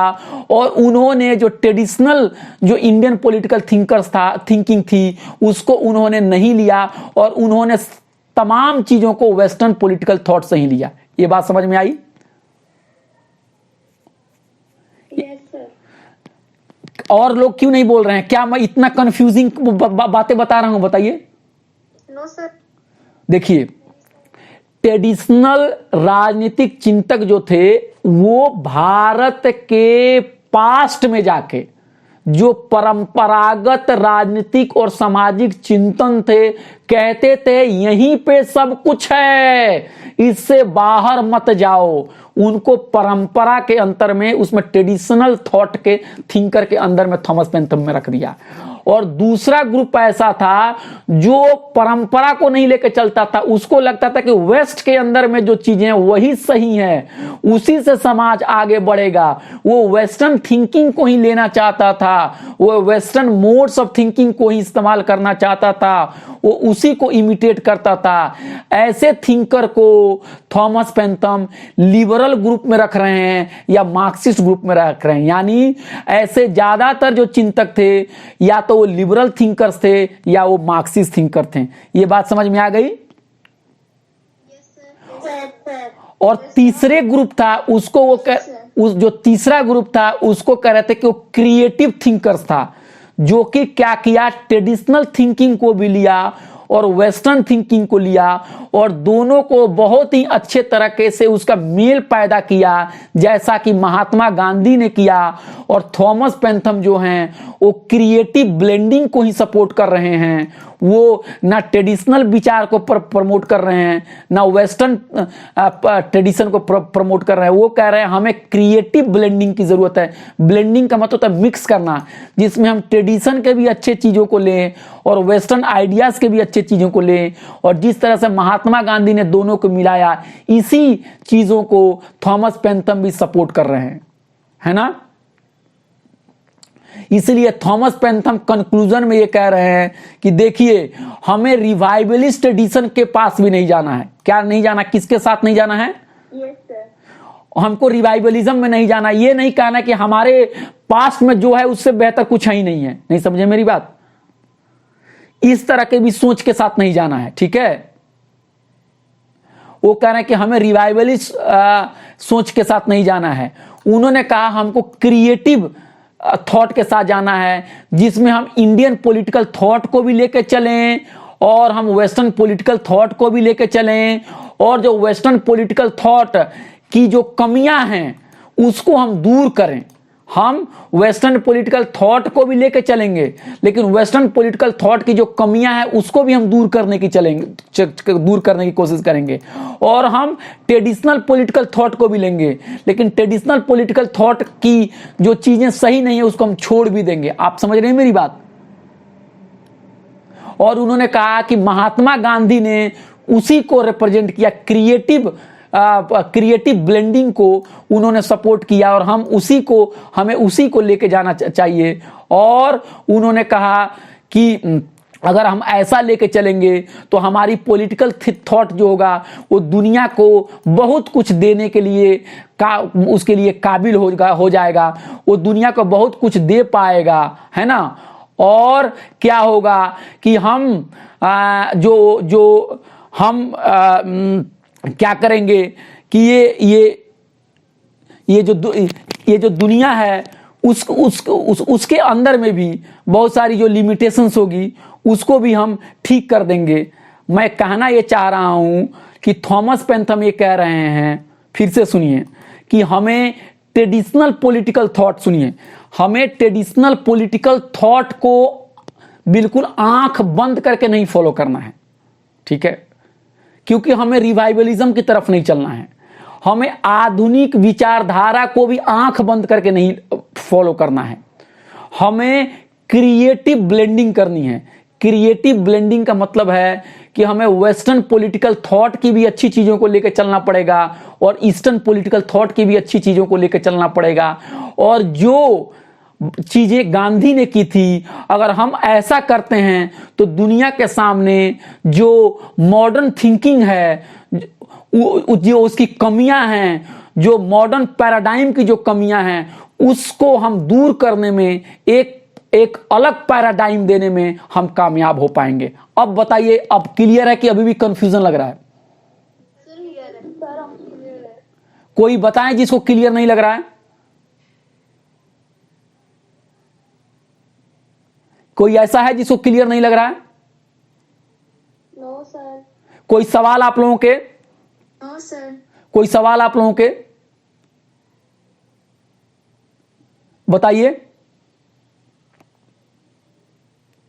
आप लोगों ने नोट्स ले लिया अच्छे से? Yes sir. अच्छा, सब कुछ आ गई बात समझ में? Yes sir. कोई समराइज कर पाएगा क्या क्लास में मैंने क्या क्या बताया? एक बार कोई समराइज कर दे तो मुझे थोड़ी तसल्ली हो जाएगी कि चलिए आप कुछ समझ गए। कौन करेगा समराइज आज? सर मैं आए। नहीं, आप नहीं, कविता बोल चुकी हैं। कोई और करें? सर मैं अंजलि हूँ। नहीं, अंजलि भी बोल चुकी हैं। कोई और बोलिए, बोलिए। कोई जो नहीं बोले हैं वो बोले। मैंने जो कुछ कहा क्या कोई समराइज कर पाएगा फिर से? इतने लोग 34 लोग क्लास में, क्यों नहीं बोल रहे हैं?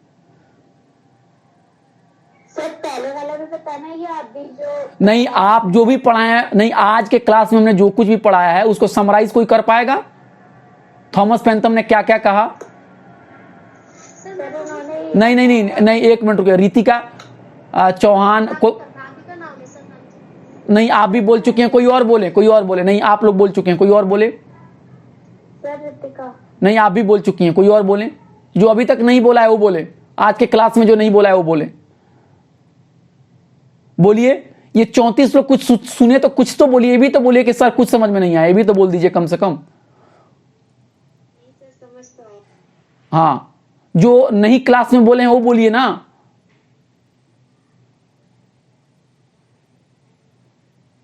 ये 34 लोग क्लास में है भी हैं, जरा एक बार बोलिए तो जोर से अपना बोलिए तो। Hello, yes sir. एक बार बोलिए हेलो। Yes sir. नहीं है, कोई नहीं है क्लास में, कोई नहीं है क्लास में। बोलिए तो एक बार हेलो। Yes sir. हेलो। नहीं है क्लास में भैया। देखो मैं क्या कर सकता हूं, मैं तो आप लोगों को क्या कर सकता हूं। देखिए मैं तो अपनी तरफ से पूरी कोशिश करता हूं, बाकी आप जाने। आपने बहुत अच्छा पढ़ाया, अगर जो नहीं बोल रहा उसको रहने दो, पेपर में पता लग जाएगा कि किसी ने। चलिए रितिका आप भी बताइए, आपने क्या बताया, चलिए बोलिए। सर आपने उसके थॉमस पेंथम के बारे में बताया है, उसका इंट्रोडक्शन दिया है, उसके विचारों के बारे में हमने पढ़ा है कि वो अपने इतिहास के बारे में बताते हैं कि उसके टाइम पे इसने जो लिखा था। बोलिए क्या बोला थॉमस पेंथम ने? बता दो थोड़ा, यहाँ पे कुछ हो रहा है अभी, 2 मिनट रुको सर। चलिए कोई और बोले तब तक, कोई और बोले।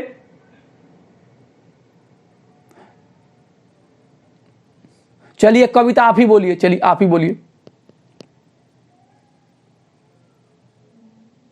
हेलो कविता आप ही बोलिए, आप ही समराइज कीजिए। नहीं है सर उन्होंने वेस्टर्न उन्होंने बोला है कि हमारी जो एक मिनट रुक जाइए, कविता कविता छोड़ दीजिए, रितिका आ गई, बोलिए रितिका आप ही बोलिए। हाँ सर जो पश्चिमी लोग हैं ना, उनको हमारी भी मतलब भारत की भी इंडियन पॉलिटिक्स अपनानी चाहिए, पश्चिम में भी वेस्टर्न लोगों को क्यों अपनानी चाहिए इंडियन पॉलिटिक्स। क्यों अपनानी चाहिए पश्चिम वाले लोगों को क्यों भारत की चीजों को अपनानी चाहिए? क्योंकि सर वो ये हमारे इंडिया पॉलिटिक्स कैसी है, इंडिया में कैसा क्या है सिस्टम अच्छा राजनीति का। अच्छा चलिए आप बोलिए रितिका, आप बोलिए रितिका चौहान को यहाँ बोलिए। सर क्योंकि वो ये सोचते हैं कि जो इंडियन पॉलिटिक्स है वो मतलब ठीक नहीं है उनके मुताबिक, तो इसलिए वो हमारी जो पॉलिटिक्स है वो अपनाना नहीं चाहते। बट जो थॉमस सर है वो ये कहते हैं कि इंडिया को वो अपना गुलाम बना के रखना चाहते नहीं नहीं नहीं नहीं सर नहीं नहीं मैं ये नहीं कह रहा, नहीं मैं ये नहीं कह रहा हूं। मैंने सिर्फ ये कहा कि थॉमस पैंथम ये कहना चाह रहे हैं कि वेस्टर्न यूनिवर्सिटीज में इंडियन पॉलिटिकल थॉट को नजरअंदाज किया जाता है, और थॉमस पैंथम ये कहना चाहते हैं कि दुनिया में पूरी ह्यूमैनिटी का इतना बड़ा हिस्सा इंडियंस हैं, उनकी बातों को नजरअंदाज करना सही नहीं है। और ये भी कहना चाह रहे हैं कि इंडियन थिंकर्स ने ग्लोबल प्रॉब्लम को के तरह से चीजों को सोचा है। फिर वो ये भी कहना चाह रहे हैं कि वेस्टर्न जो सेंट्रिक अप्रोच है, जो कहीं ना कहीं वेस्ट के थिंकर्स को लगता है कि पूरी दुनिया वेस्ट ही है, अगर वो इंडियन थिंकर्स को पढ़ेंगे तो उनको ये पता चलेगा कि दुनिया में और भी चिंतन परंपराएं हैं, दुनिया में और भी तरह के लोग हैं, दुनिया में और भी हकीकत है। पूरी दुनिया की हकीकत जो है वो वेस्ट तक ही लिमिट नहीं है। जी जी सर ईस्ट में भी है बहुत सारी चीजें, जैसे गांधी जी है उन्होंने भी काफी चीजें करवाई हैं, तो उसके ऊपर भी उन्होंने जोर दिया है। जैसे ट्रेडिशनल की अभी बात करी थी उन्होंने, और भारतीय सभ्यता दोनों को अपनाने को कहा। अच्छा, और एक चीज बताइए, थॉमस पेंथम ने जो तीन भागों में बांटा है इंडियन पॉलिटिकल थॉट को, कौन कौन से हैं? सर ट्रेडिशनल, वेस्टर्न और क्रिएटिव। हाँ, ट्रेडिशनल, वेस्टर्न और क्रिएटिव। ट्रेडिशनल का क्या मतलब हुआ? ट्रेडिशनल में जो हमारे अपनाना, जो इतिहास को अपनाना चाहिए। क्या हुआ? ट्रेडिशनल का क्या मतलब हुआ? जो इतिहास की जो सांस्कृतिक चीजों को अपनाते हैं। नहीं यार, ट्रेडिशनल का मतलब मैं ये कहना चाहता हूं, ऐसे विचारक जो परंपरा में रखी हुई चीजों का ही इस्तेमाल करना चाहते हैं, वो आगे की दुनिया नहीं देखना चाहते। उनको लगता है कि उनके समाज में जो चीजें पीछे गुजर गई हैं वही सही है। ट्रेडिशनल मतलब कि पास्ट की चीजें ना। हाँ, जैसे पास्ट ही की तरफ लौटो, जो पीछे गुजर चुकी हैं वही सब कुछ रखा हुआ है, नए दौर में देखने की जरूरत नहीं है। और वेस्टर्न का क्या मतलब हुआ? सर पाश्चात्य जो नई तकनीकें आ रही है पश्चिमी सभ्यता से, ये सब लाइक दिस। अच्छा, एक काम आप लोग कीजिएगा, मैं जो आप लोगों को ये रिकॉर्डिंग भेजता हूं उसको एक बार फिर आप लोग दोबारा सुनिएगा। पता नहीं क्यों बातें आप लोग तक ट्रांसफर नहीं हो पाती है। हाँ, क्या है बताइए। सर वेस्टर्न अप्रोच में वो आएगा कि जो पश्चिमी विचारों की नकल की गई है, इमिटेट किया गया है मार्क्सवादियों द्वारा और सर लिबरल लोगों द्वारा। और ट्रेडिशनल का क्या मतलब हुआ? सर ट्रेडिशनल का मतलब है कि जो पुरानी परंपराएं हैं हमारी, हम उन्हीं का मतलब जितनी भी समस्याएं विश्व में है आज के टाइम में, उन्हीं का हल हमारे वेद उपनिषदों में है, और उसी को हम फिर से दोबारा वापस लाना चाहते हैं, है ना?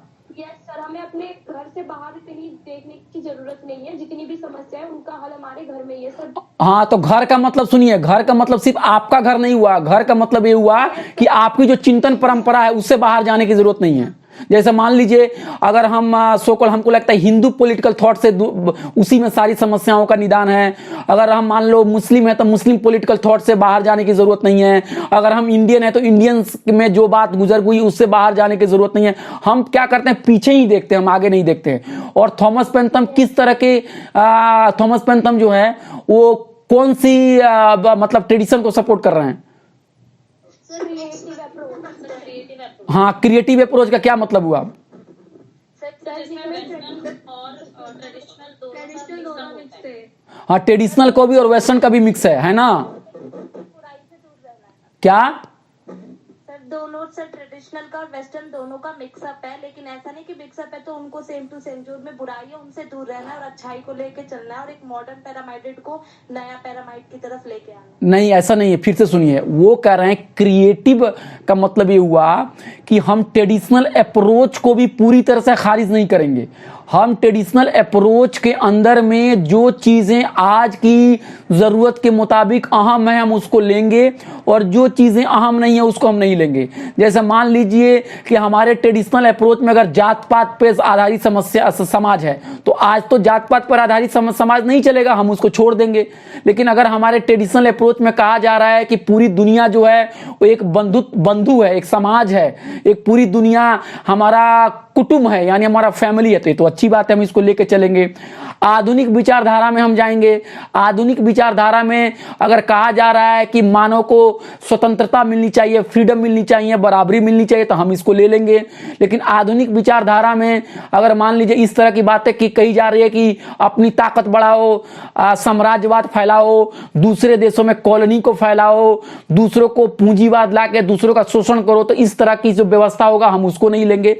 यानी आधुनिक विचारधारा वेस्टर्न थॉट के अंदर में जो अच्छी चीजें होंगी उसको हम ले लेंगे और जो चीजें हमारे समाज के लिए सही नहीं है, जो मानवता के लिए सही नहीं है, उसको हम नहीं लेंगे। और वो कह रहे हैं, थॉमस पेंथम कह रहे हैं कि इसका जो बेटर एग्जाम्पल है वो महात्मा गांधी हैं। महात्मा गांधी ने क्रिएटिव तौर पे इस्तेमाल किया और ये कह रहे हैं कि अगर हम इस तरह से चिंतन परंपरा को लेकर आगे बढ़ाएंगे तो आधुनिक समाज में जो आधुनिक चिंतन परंपरा है उसकी जो कमियां हैं इसको भी हम दूर कर पाएंगे और दुनिया के सामने हम एक विकल्प देने में हम कामयाब हो पाएंगे। आई बात समझ में अब? Yes sir. क्या कहा मैंने, कोई समराइज कर पाएगा? Yes sir. कीजिए। सर मतलब जो थॉमस पेंटन थे उन्होंने क्रिएटिव चुना था, मतलब जो मॉडर्न पॉलिटिकल थॉट्स में जो थर्ड वाला पॉइंट है क्रिएटिव वो चुना था। ये वो ट्रेडिशनल और वेस्टर्न मतलब दोनों को मिक्सअप करना चाहते थे। फॉर एग्जाम्पल जैसे मतलब गांधी जी मतलब दोनों सोच को एक साथ रखना चाहते थे। जो ट्रेडिशनल चीज थी, जो अच्छी चीजें थी वो हम साथ में लेके चलेंगे, जो बुरी चीजें थी उसको छोड़ देंगे, और जो वेस्टर्न चीजों की जो अच्छी थॉट्स थे वो लेके चलेंगे, जो गलत थॉट्स है वो लेके नहीं चलेंगे। तो थॉमस पेंथम गांधी जी के मतलब थॉट्स को आगे लेके चल रहे थे। हाँ ठीक है। और आप लोगों से एक चीज और मेरी गुजारिश है कि मैं जब क्लास लेने के बाद मैं जब आप लोगों को ये पावर पॉइंट बना के और मैं इसको अपलोड करके भेज देता हूं, उसको भी कभी कभी आप लोग देखते रहिएगा, है ना? क्योंकि उससे क्या है, और नोट्स जरूर बनाइएगा। हाँ हाँ, नोट्स भी जरूर बना लीजिए। और कोई आप लोगों के सवाल? तो आज का क्लास यहाँ पे यहीं पर रोक दिया जाए। क्लास ठीक लगा आप लोगों को? सही सही बताइए। मेरी तरफ से कोई कमी, मैं मेरी तरफ से कोई कमी बताइए तो मैं कुछ और अगले क्लास में अच्छा करूंगा। बताइए। अच्छा पढ़ाया आपने। अच्छा, अच्छा पढ़ाया। सही से दिल से कह रही हैं, मुझे खुश करने के लिए आप कह रही हैं? अच्छा, तो आपको लगता है ना कि मैं मेहनत करके पढ़ाता हूं आप लोगों को? चलिए ठीक है। तो एक बार जरा क्लास में अटेंडेंस मारने के लिए बोलिए तो हेलो, देखे कितने लोग क्लास में हैं। हेलो। नहीं, अब आप लोग ठीक है, ठीक है, ठीक है, ओके। खुश रहिए, खुश रहिए, खुश रहिए जी।